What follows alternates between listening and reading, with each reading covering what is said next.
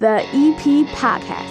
Heard everywhere podcasts can be found, and always at theeppodcast.com.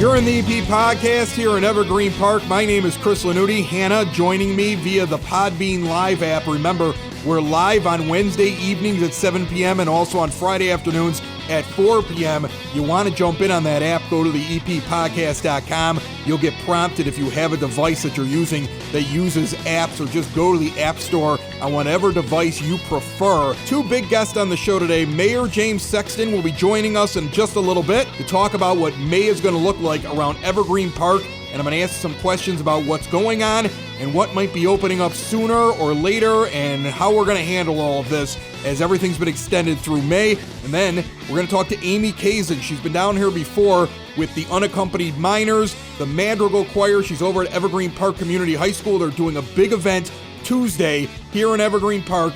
But also I want to ask her, what's going on with these kids? What are they doing for graduation? I got lots of questions. All of that up ahead. Hannah, how are you doing? I'm good. How are you? I'm okay. I'm hanging in there. For the first time, I've recorded Mass on a Friday, and I don't come out of it angry. Wow. People have finally understood. Oh, it was finally finally the message got across. You just have to light up so many people so many times. But overall, like I've said, everything's been wonderful, but it was nice. It was nice that finally for the first time in a long, long time, I went and I did this and I didn't come into the room angry. So now I just get to sit back and have a beer and eat some Cheez-Its. I got a giant bowl of Cheez-Its. Like Erica's like, what are you doing? I'm like, I haven't eaten all day. And she's like, we're gonna have dinner soon. I'm like, yeah, but I haven't eaten all day. I've been running around recording things and taking care of podcast stuff and everything like that with my mask on, being socially responsible. Your mask. Yes, and I was like, I'm going to eat this bowl of Cheez-Its and do the podcast. So that's what the plan is. And Mayor James Sexton is going to be on a little bit. I'm having a Founders All Day IPA. And the reason I'm having that is because according to this can, this means I can drink it all day. So that's kind of what my plan is. I want to read you a note as we kick off the show. And she's got 15 different names here. You know how people add in all their last names they've ever had, their middle name, nickname. They have the super long name. Okay, so we're just going to go with Colleen. I'm picking one of the names. Nice Irish name, okay? Sent me a message. And this is from a few weeks ago. And I was reminded of it because she was there today when I was recording the Mass over at Most Holy Redeemer, which is going to be really interesting this week if you are Catholic and you're following the Masses that we're putting up on the EP Podcast as a service to the community because people can't go into church. It's going to be really neat this week because they're taking the first grade students and they're recording at home the readings. And then they're going to be inserted into the Mass. Yeah, it's going to be kind of cute. So they've got a really neat idea. But here's what Colleen wrote. And this is on the 14th of April. So this is a few weeks ago, 10 days ago today. Okay. I just want to read this for you. Hello there. Just want to thank you for all you've done to get MHR shareable and broadcasting. I've heard so many community members that are so happy to be able to attend Masses together. I was the cantor, and I'm not going to say the Mass. I don't want to give away who it is, okay? I was the cantor at one of the Masses, and I wanted to introduce myself and thank you in person in church. But after listening to last week's podcast, I realized I should give you, and this is in capital letters, lots of space instead. Nice to, quote unquote, meet you, and thanks again. Lots of space. Dude, no one is going to approach you. When you do finally start going back to church, the pew that you're on is going to be your own pew. No one's going to come near you. When it's time for saying the peace, they're going to kind of back away from you and just kind of show the peace fingers, and then they're just going to run away. You've built a reputation. I've become antisocial Chris. That's what I am. I'm antisocial Chris, and I just don't want to be around people. Building relationships, supporting the community, and service. These are the things that Country Financial stands for. They're more than just an office you may pass by as you drive through Evergreen Park. They're neighbors who lend a helping hand and support the fabric of your community, including charitable organizations, sports, financial education, and civic organizations. And since Country is already your neighbor, they want to get together and chat. Call your local Country Financial representative, Mike Thauer, today at 708-425-1559 to talk about the things that are important to you and how he can help you protect them. Before we get to Mayor Sexton, Amy Kazin joining me on the phone line. She's from Evergreen Park Community High School. You've heard her down here at my 9-foot homemade oak bar before. She has the Madrigal Choir during Christmas. She has the Unaccompanied Minors, which is an a cappella group of high school students that comes down here each and every year and joins us here in the Evergreen Park podcast, known as the EP podcast. Amy, how are you doing right now? We're all doing the best that we can. I think the hardest part from the teacher's side is just that we really miss seeing the kids. Zoom just isn't the same. No, there's no way. No, I can't imagine it being the same thing. My sister teaches for Macaulay, and I was just talking to her today, and she's like, I am working my butt off. It's insane just trying to, because the way you have to put together lesson plans and then make sure that they're actually doing the work. I mean, what is it like right now? I mean, are you just super stressed out trying to get all that done and still being inside of your house? I'm not, because I know that everyone is really doing the best that they can, that the students are doing the best that they can to get things done. And we're trying to make sure that we're balancing academic progress, but still giving the kids the opportunity to maintain some sort of social emotional health. Because we know this is difficult for everyone, and especially being a teacher in the arts, that's what we're there for. I mean, music helps you heal. It helps you get through things like this. And so I've switched gears from prepping all of the end of the year concerts and performances to, finding creative ways to make sure that the kids are keeping music in their lives and that it's bringing them either joy when it's not there or really just a way to express what they're feeling right now, because it's so unusual for everyone. Before we get into, I had a few other questions just to ask you, just how things are going with you and around the school. Sure. And all the stuff you're doing with the students. But before we get to that, let's get to one of the main reasons that you're on.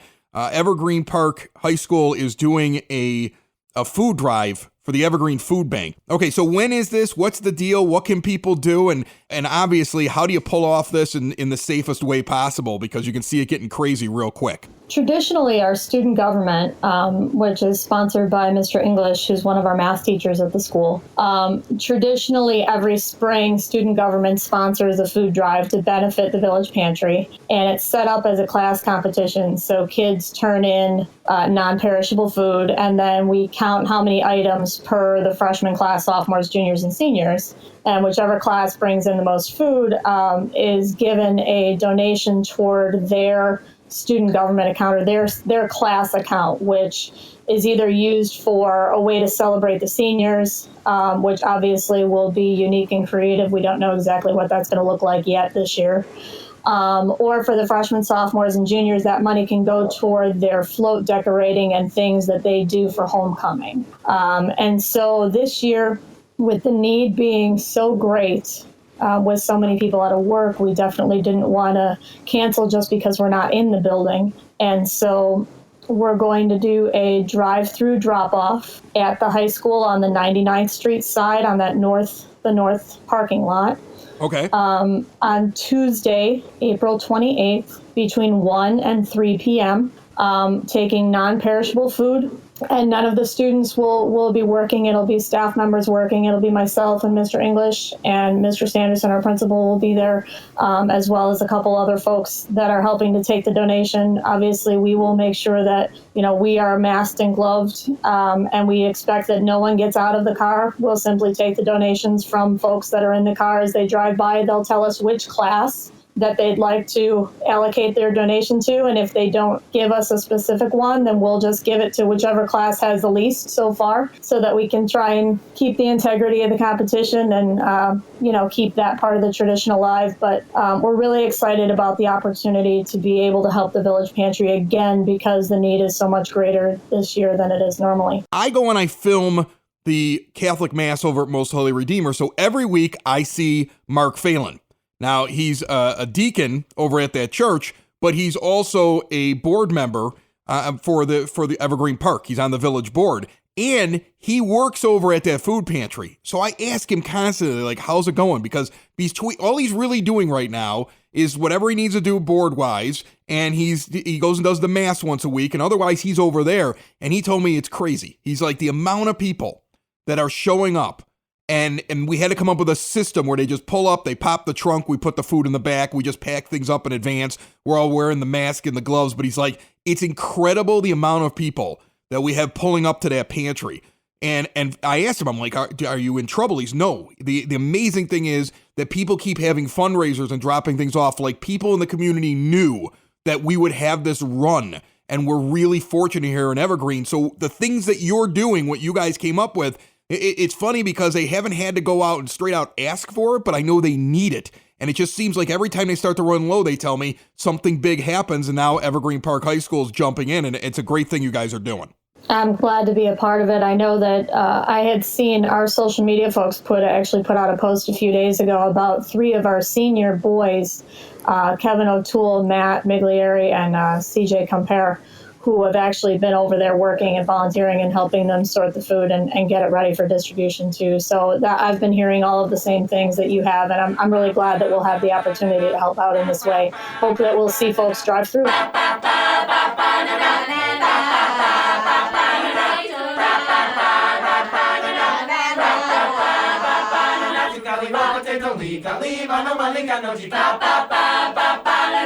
Your banana boom, boom, la banana zoom, my banana like a bluey talaboo, banana na na na na potato, na na na na chikali ro potato li kali mano malika no chika ba ba ba ba na. That's awesome. You talk about Zooming with your students. What have you been hearing from them? How are they holding up during all this? And are they doing anything to try to make the best of it, or how's their morale and their spirits? Honestly, it depends on the day and it depends on the situation. All of our kids come from completely different situations. They have different households. They have different family relationships. There's so many different things that are happening at home, and everybody has challenges that they never had before.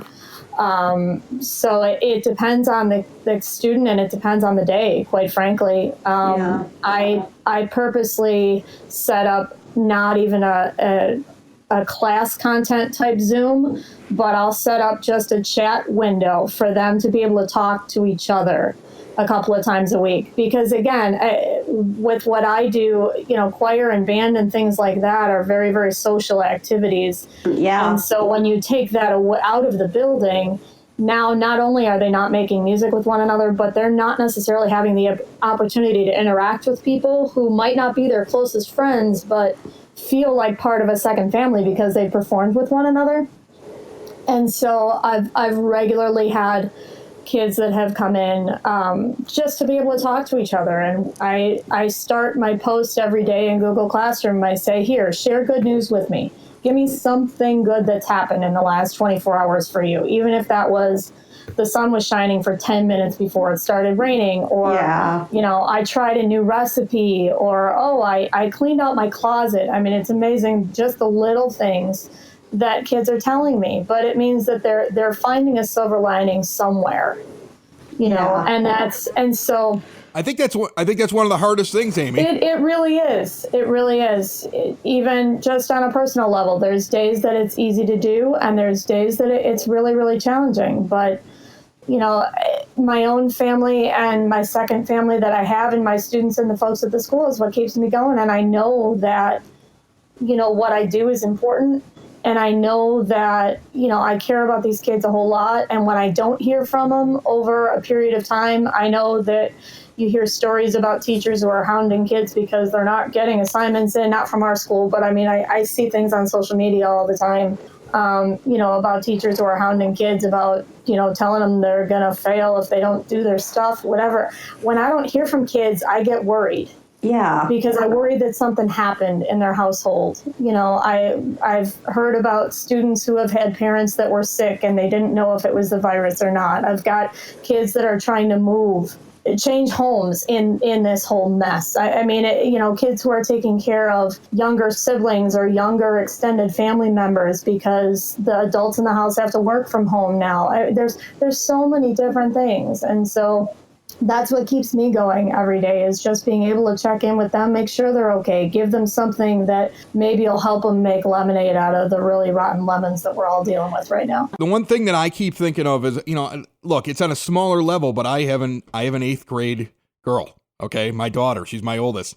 And she's like, Yes. there goes my graduation. There goes my trip to Great America. There goes all the stuff I was planning for the last 2 months, and all the excitement and all the pomp and circumstance and the parties and everything. All that's gone. And now I'm getting ready to go to high school, and I feel like I'm missing out on all the things that would happen over the summers. I got going to high school. I don't know what's going to happen, and just like the angst over it. And I also deal with the fact that she sits around and she'll have teachers that'll check on her. And I'm sure you've run into this, Amy. She has teachers that'll check on her, and depending on what her mood is, she's like, oh, it was really nice they talked to me. And another time she's like, I don't want to talk to anybody. I don't even care if we have a graduation. Yes. I think it's stupid that we have to, if they sit there and go, oh, let's all do this, or let's all sing a song together online, or let's all put together a music video. There are times she's into it, and there are times they're like, this is stupid. The world is, everything stinks. So why am I doing these extra things? Just give me my homework and let me get done with it. And that frustration back and forth. And you kind of have to read these kids now online. Like, do they think this is a good idea, or am I making their life worse by asking them to do A, B, or C, right? Right. It's really, really hard. And one of the first things, and actually I wrote a letter that I let them read because I didn't think I could get through it myself without choking up a little bit. On Monday, when we officially found out that everything was closed for the year, one of the first things I said was, it's okay to have some days where you feel like doing all those things, and some days where you just feel like everything stinks and you don't want to do anything. And that's something that they need to hear, is that it's okay to feel. They don't have to hide those things. And it's okay if it's different every 10 minutes, let alone every day. That it's okay to feel. And they shouldn't be afraid to feel, even if it doesn't feel good sometimes, because it's healthy to experience all those emotions. And all of us are experiencing emotions that we've never experienced in this way before. And that can be really scary, especially for kids. And teenagers. I know that I sit there and I look at it and I go, there are adults that are having a hard time with this. And I've had to get, after the first couple of weeks of not understanding why my daughter and my son, who's in junior high, were acting so different, because I'm like, come on, guys, this isn't a big deal. We're just sitting at home. And because I'm going through it myself, then I realized to myself, like, yeah, but I'm 42 and I've dealt with crappy things that happened in my life before. And this is the worst thing, and they're dealing with it like at this age, and all the emotions they already have as they're going through these preteen and teen years. And I was just like, you know what? I actually walked in. I told them both at separate times, like, you want to yell, that's okay. You want to spout off, I completely get it. Like because you know what? It takes a while for us as adults to realize that they're dealing with this, and they don't have the capacity, and sometimes to just understand, like, it's going to get better. Like, we've gone through bad things. Like, think about it. I keep trying to explain to people, like, we lived through the horrors of 9/11, and I can only use this as an example, but I can also remember how scary it was the day it happened, because I was on the East Coast, and then how weird it was for the 2 weeks following it, and then a month later when we thought they were dropping anthrax from the sky, and the uncertainty of those next couple of months. But we all know that life went back to pretty much the way that it was eventually. But they don't know it's going to go back at some point. It might be a long road back, but there will be a day where they're sitting in their backyard playing ball when in a year or two with their friends, and life will be back to normal. And I don't think they see that light at the end of the tunnel like an adult might see. No, it's so hard to be that long-sighted. Right now, there's seniors in the department whose last musical was canceled the day it was supposed to happen. We were scheduled to spend last week in New York City performing on the deck of the Intrepid and at St. John's Cathedral in Manhattan. Not to mention anything that they would typically be able to experience in May. And so, we feel lost as adults from not being able to give the kids those experiences, but I can't imagine what that feels like, particularly for a 17, 18-year-old kid who's graduating high school. I get it. I get what they're going through. Now, you guys have to figure out what you're going to do for the big thing at the end, graduation. Is there a talk about it right now? I mean, I know you guys can't have a plan yet, but I would imagine there's a discussion going on, right? I'm certain that there are discussions that are going on within the administration right now. I've been in contact with them to say, hey, I'm more than willing to be part of the conversation and help out in any way I can. But I know that checking in with other districts in the area to see what they're doing. We're all looking at creative ways to honor these kids as best we can. There will be a huge social media blitz in May. I'm working on all of the senior slides that we're creating for every single graduate. They're honoring the top 10 right now. But there will be a post for every single one of them individually because they certainly deserve that. And that's something that's very simple that we can do, but that's only the tip of the iceberg. I know that talks are in the works with the administration right now. And as soon as they think they have a safe but special way that we can celebrate these kids, I know that they'll be communicating that to us and to our families. Amy Kazin is from Evergreen Park High School. She's nice enough to jump on with us. She's been on the show a lot before. It's weird to not have you down here, Amy. I look forward to the time when we can sit down here again and bring in a couple of high school kids where I set up a bunch of microphones and they awkwardly look at me like, oh my goodness, I'm going to sing in this guy's basement. This is weird. So I look forward to that coming back again. I love that awkwardness and the funniness of it and hanging out with your kids. You always bring in like the best kids when they come in here and they sing. So I picture them in my mind when I think about what they're going through right now. And trust me, I'm thinking about them. I look at the pictures that we have on social media with the kids from Evergreen Park High School who have come over here and been part of the show at different times. And trust me, they're in my thoughts and I feel bad for what they're going through. Tuesday is going to be the food drive. The time again, as you go down 99th Street for the drop off, Amy, is when? From 1 to 3 p.m. Okay, 1 to 3 p.m. Tuesday, Evergreen Park High School. Off the 99th Street entrance there, right there in the parking lot, no contact, pull up, they grab all the food out of the car, and you donate it to the Evergreen Park Food Pantry, and it's a great thing that they're doing over there to try to help out people in the area, while EP High School is trying to deal with all the craziness that they have to deal with on their own, and they're still thinking about those that are less fortunate. And Amy, I appreciate you coming on this week. Thank you so much for the opportunity. I'm glad your family is well, and please continue to stay safe. And thanks for all the help that you're providing the community with communication, because staying connected is harder, but so important right now, and you're a big part of that. So thank you. Does your financial advisor actually take time to listen to you? Is your financial strategy personalized for you and your family? Will your financial advisor be there as your life and financial situation changes? Why worry about those things when Tom Walsh is nearby? He's your local Edward Jones financial advisor. He works with you, focusing on what's important to you. He uses an established process to create personalized financial strategy, and he partners with you to help your strategy stay on track. Listen, families in South Chicagoland have been benefiting from Tom's get-to-know-you approach and do-the-right-thing values for over 18 years.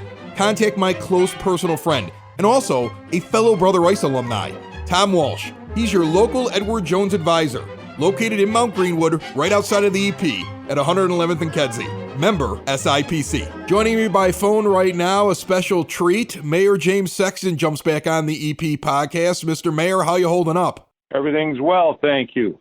Very proud of the people in Evergreen Park. They've been abiding by most all of the rules set forth by our governor, and everybody seems to be staying as safe as possible. Yeah, overall, I think things are going pretty good. I mean, every once in a while you see a weird straggler. I think the other day I saw like 3 people walking along down the street that clearly weren't relatives and nobody had a mask on, and I just kind of shook my head. I think that there's every once in a while you're still wondering how people don't realize how serious it is, but I would say for the most part, Evergreen Park must be doing a good job because I see the other numbers in other suburbs climbing at a much greater rate. Well, we're around 100 as of last count, which is not good, but not bad compared to some other places.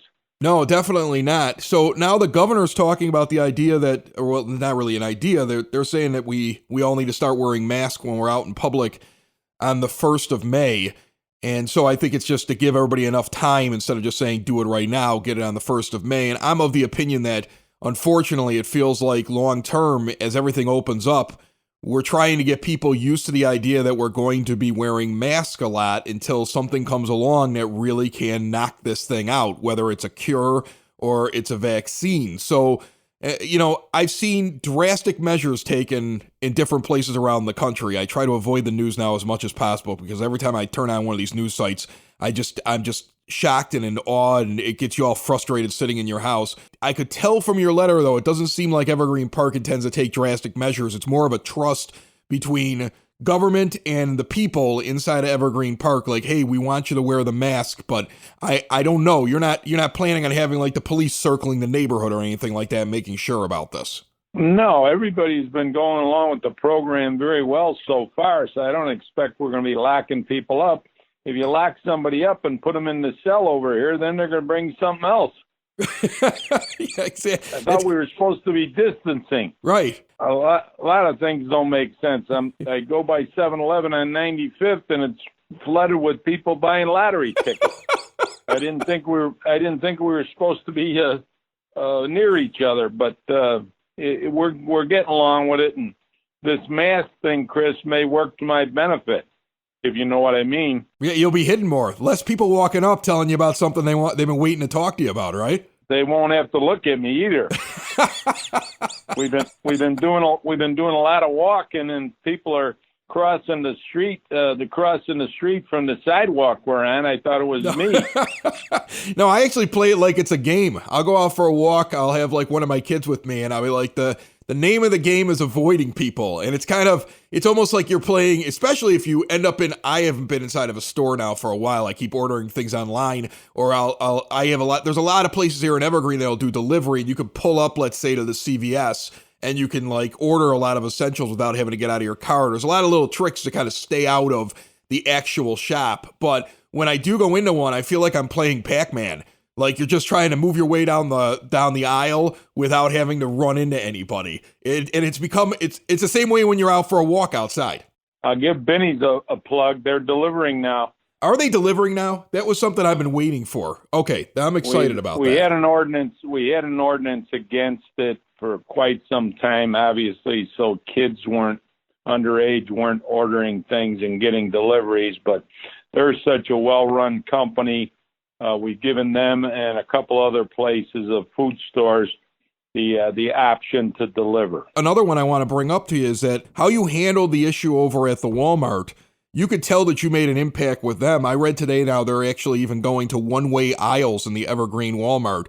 Like they have decided we're not going to have any more problems here in Evergreen Park because you had that thing that popped up over there, and you pulled a liquor license for a couple of days to get some attention and actually talk to somebody in charge. And it seems like you made quite an impact on a pretty big corporation. Well, sometimes that's the only way you can get attention from somebody up in the ivory tower is to make a bold move like that. But 2 lives were too many over there. So if we got their attention and they're trying to do things better, I'm all for it. That's a good thing. Let's talk a little bit about something that you guys are doing, the village as a whole. I saw it recently on social media, but not everybody might know about it. It looks like there's going to be signs that are being made that people can put out in front of their lawns that support first responders. And I know that the signs, I believe you pay a fee to get the sign, the fees going towards the first responders as well. Can you talk a little bit about that? It's a really interesting idea here in Evergreen Park. I could, Chris. The idea came from our recreation department, and they are having signs made up. They'll be available next week that honor our first responders, our what I'll call essential workers, because you always miss somebody when you say first responders, but nurses, grocery store workers, police, fire, street department, on and on. So we'll call them essential workers, and it's just a thank you to them. And then it says EP Strong, and the proceeds and the profits from the sale of those yard signs will go towards buying our essential workers a lunch on a certain shift that they work. So I think it's a great idea. We need to thank those people that are out there working. We need to thank the people that aren't working and see if we couldn't do something nice for them also. So that's going to be exciting. It starts next week. I heard the signs are flying off the shelves, so if anybody wants one, they can get in touch with the recreation department and order one. They'll have certain pickup hours at the community center on certain days. People could drop their money off and pick up their sign and then put it in their front lawn and support our our essential workers. You know, one of the things I think people miss when it comes to the essential workers, because they're out there and they're running around, they're doing this work, they're also the most at risk. You know, I was a 911 dispatcher for 10 years. I would have been an essential worker if I wouldn't have moved on to this and gone back into broadcasting like I originally started out of college and started this podcast network. So I know what it's like when it doesn't matter if there's a blizzard and everybody else can't get down the road. You have to get to where you're going. I would have to get to the dispatch center. I already know dispatchers that have gotten coronavirus. I know one that actually trained me as a 911 dispatcher, ended up on a ventilator, and they're saying that people on ventilators generally don't make it, and he somehow pulled through. But he was on a ventilator for 3-4 days, cut off from his family, and they were just giving an update once a day on Facebook. And we were over here hitting, doing the prayers and hoping that he would pull through, and luckily he did. But I know of nurses. I know nurses personally who have caught this already while they're inside of the hospital. They're out there fighting the actual disease, and I think that we kind of forget that because we're like, oh, look at them, they're kind of lucky they get to get out of the house. They're really in harm's way while they're out there, and so I think this is a pretty big deal that we have these signs. Well, we have to keep it to the word essential because you're going to forget somebody, and yes, you're right. When nurses and doctors and, everybody, all the essential workers go out, they go to the battlefield every day. And they're doing an outstanding job, and just hoping this thing slows down or gets over so that we can regroup and get back to the new normal. The pantry, the village pantry, is doing an outstanding job over there. Their numbers have tripled with the number of people they're servicing weekly. It's probably about 150 families now. They're doing wonderful. They're all volunteers. And here's a quick note. Our high school superintendent, Tom O'Malley, is going to be doing a food drive with his students for our pantry. That's District 231. And Tom also provided the pantry with some fresh legs. Most of the people who are working the pantry are tired. They've been working really hard. Tom provided some students from Evergreen Park High School to help in the pantry. So they're there a couple, 3 days a week, certainly today, to help people package and pass out the food that the pantry is doing. So our kids in Evergreen are special also. They always seem to step up when you have a problem. So I thank the kids from 231. There are a few business owners that are out there where they can't really deliver anything, and they are kind of stuck. I mean, there are a few shops and a few places that aren't essential, and they really don't have the ability to deliver food, and so they're essentially shut down. And I'm sure they're starting to get a little nervous out there. And there becomes this thing. I get it. When I look at all sides of the argument, I see some business members and some people that can't go to work, and they're like, well, I'm having a hard time paying the bills, or I'm in some trouble here, and if we stay shut down forever, I don't know how I'm going to survive. Where you have the other thing of, well, if we all go out and we all start walking around next to each other, this thing is going to explode and blow up and be everywhere. Any words, encouragement, or any message for them? Because I know there is that little bit of angst out there and worry, even though there's not very much you can do, because you really just can't open everything up like right away, and everything we've done would probably be ruined, right? Exactly. And I think to all the business people and all of our residents, we just have to be patient. We've done so well with this first month and a week of this thing that it's incredible. To ruin all of that by rushing back into this thing isn't the right thing. We'll be strong. All of our businesses will come back because we have that theme, keep the green and evergreen. We will be, as soon as this thing is lifted, flooding to these restaurants, trying to help them. Continue to consider the ones that are doing pickup, curbside pickup, deliveries. Keep them in mind. They will be there for us when this is all over, and we need to help them now.